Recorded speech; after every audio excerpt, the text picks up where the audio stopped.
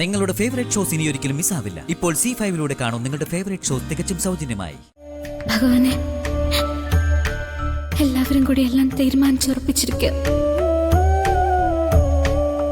പക്ഷേ ഈ വിവാഹം നടക്കാൻ പാടില്ല. ഇതിൽ നിന്നും എങ്ങനെയെങ്കിലും എന്നെ മോചിപ്പിക്കണം. മകനോടുള്ള വാത്സല്യം കൊണ്ട് എല്ലാം അങ്ങ് അംഗീകരിച്ചു കൊടുത്തൊന്ന് കരുതണ്ട. നല്ലതേ അവൻ സെലക്ട് ചെയ്യാറുള്ളൂ. കുറേ ദിവസമായി മോള് ഞങ്ങളുടെ ഇടയിൽ ഒരു സംസാര വിഷയമായിട്ട്.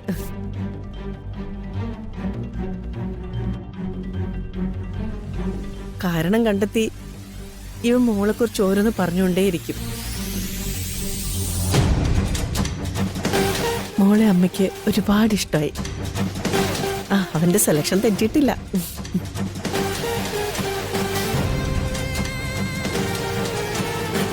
ഉള്ള കാര്യം പറയാലോ, കുഞ്ഞുനാള് തൊട്ടേ ഇവളുടെ ഒരു പ്രകൃതി ഇങ്ങനെയാ. കുഞ്ഞിലെ ആര് കണ്ടിരുന്നാലും എവിടെ ഒന്നും ഓമനിക്കാതെ പോയില്ല.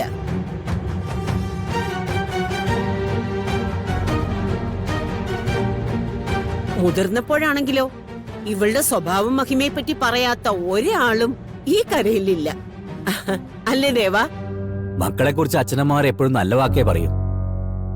പക്ഷേ രാധിക മോളുടെ കാര്യം പറയുമ്പോ ഞങ്ങള് പറയുന്നത് കുറഞ്ഞു പോകുന്നുണ്ടോ എന്ന് മാത്രമേ ഞങ്ങൾക്ക് സംശയമുള്ളൂ.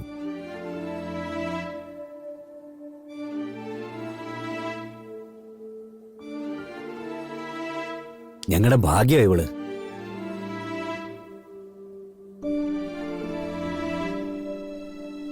ദേവേട്ട,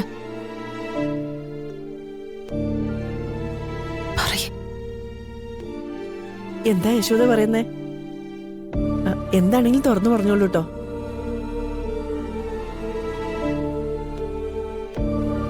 അത് രാധിക മോളെ കുറിച്ച് തന്നെയാണ്.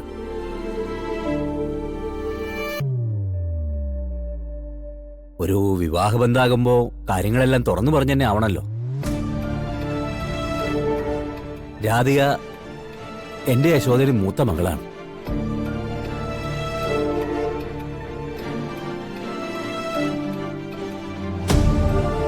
പക്ഷേ അവളെ യശോദ പ്രസവിച്ചതോ ഞാൻ ജന്മം കൊടുത്തതോ അല്ല.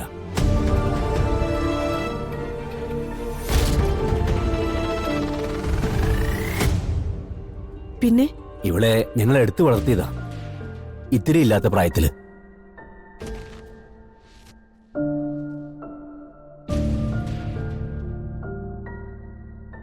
അല്ല, കുഞ്ഞുങ്ങളെന്ന് പറഞ്ഞ ദൈവത്തിന്റെ സമ്മാനമല്ലേ?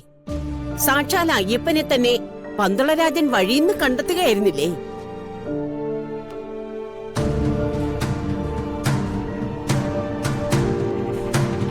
നാളെ ഒരു സംസാരത്തിന് ഇടവരുത്തരുത്. അതുകൊണ്ടാ ഇത് തുറന്നു പറയണമെന്ന തീരുമാനം ഞങ്ങൾ എടുത്തത്.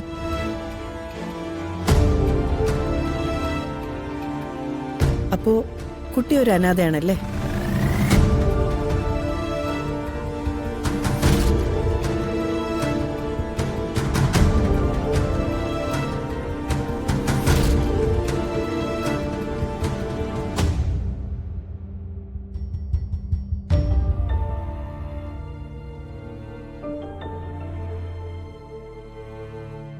കാര്യങ്ങളെല്ലാം തുറന്നു പറഞ്ഞു തന്നെ ആവണല്ലോ.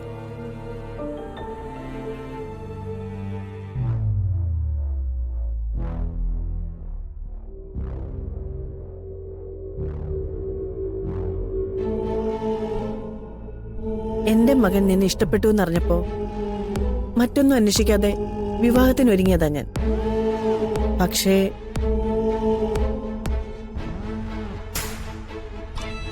അമ്മേ,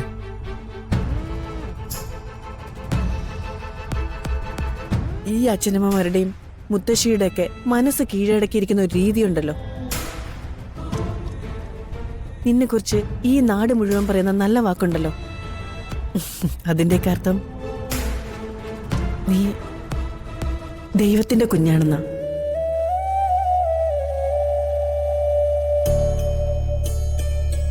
പരിപൂർണ സമ്മതമാണ് ഈ അമ്മയ്ക്ക് നിന്നെ മരുമകളായിട്ട് അങ്ങോട്ട് കൊണ്ടുപോകാൻ.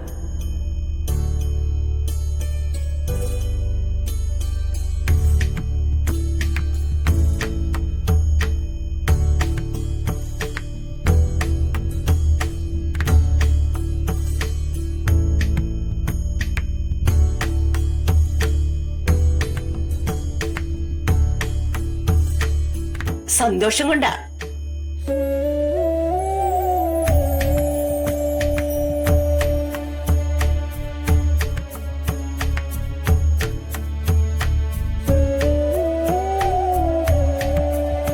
ഭഗവാനെ, എല്ലാവരും കൂടി എല്ലാം തീരുമാനിച്ചുറപ്പിച്ചിരിക്കുക. പക്ഷേ ഈ വിവാഹം നടക്കാൻ പാടില്ല. ഇതിൽ നിന്നും എങ്ങനെയെങ്കിലും എന്നെ മോചിപ്പിക്കണം.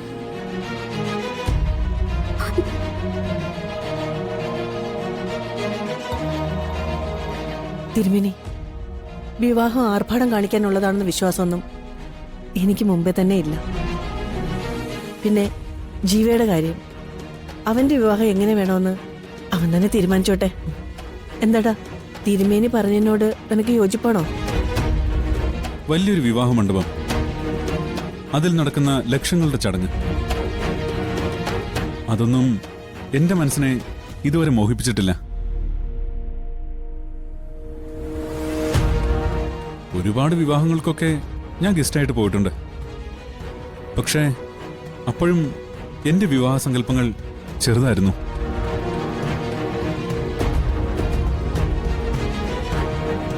തിരുമേനി പറഞ്ഞതുപോലെ അങ്ങയുടെ ക്ഷേത്രത്തിൽ വെച്ച് അങ്ങയുടെ മകളെ എന്റെ കൈപിടിച്ച് ഏൽപ്പിച്ചാൽ മതി. മറ്റൊന്നും ഞങ്ങൾ പ്രതീക്ഷിക്കുന്നില്ല. മറ്റൊന്നെന്ന് പറഞ്ഞ പണത്തിനോ ആഭരണത്തിനോ വേണ്ടി തിരുമേനിയും കുടുംബവും ബുദ്ധിമുട്ടി നടക്കേണ്ട കാര്യമില്ല.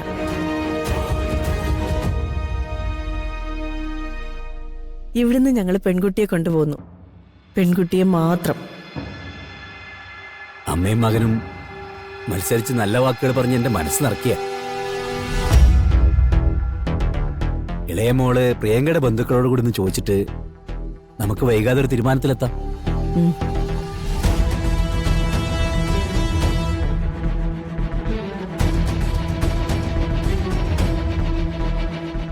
എന്തായാലും ഈ വിവാഹം നമ്മൾ ഉറപ്പിക്കുന്നു.